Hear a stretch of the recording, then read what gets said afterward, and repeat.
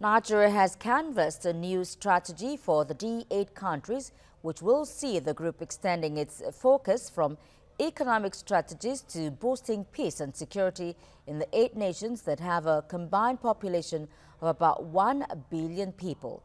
Vice President Yemi Osinbajo disclosed this at the D8's 6th Ministerial Meeting on Industrial Cooperation in Abuja on Tuesday. TVC News' Lara Folanyo reports. The group of 8 developing countries known as the D8 has often focused on economic development.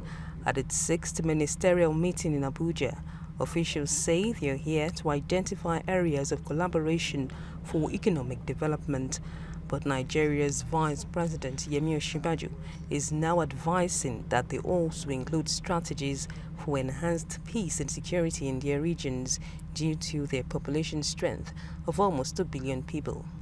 Diversify and create new opportunities in trade relations, and enhance and provide better standards of living for our people.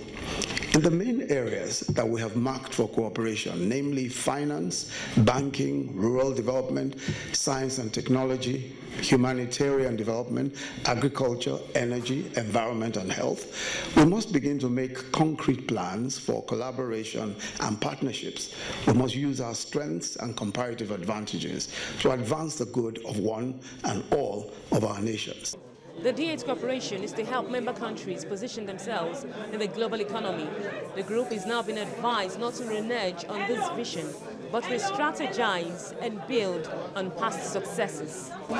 There is a need to focus on areas of collaboration for economic development through professional treatment, diversification, and creation of opportunities in industry and trade, thereby providing sustainable living conditions for our teeming citizens. The D8 says it presently has working groups known as task force with focus on 14 subsectors with the aim of aiding the advancement of member countries. This particular meeting is one targeted at growing investments in micro, small and medium enterprises.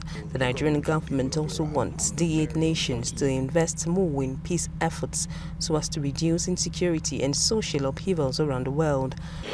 On the socio-economic front, we must constantly remind ourselves of the profound statement of principles which we made in our very first summit in Istanbul in 1997, which was that the main objective of the D8 is socio-economic development in accordance with the following principles: peace instead of conflict, dialogue instead of confrontation, cooperation instead of exploitation, justice instead of double standards, equality instead of discrimination, democracy instead of oppression.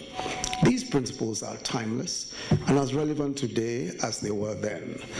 The D8 countries must remain a potent force for peace, for justice, and the observance of fundamental freedoms at all times. The D8 countries include Nigeria, Bangladesh, Egypt, Indonesia, Iran, Malaysia, Pakistan, and Turkey.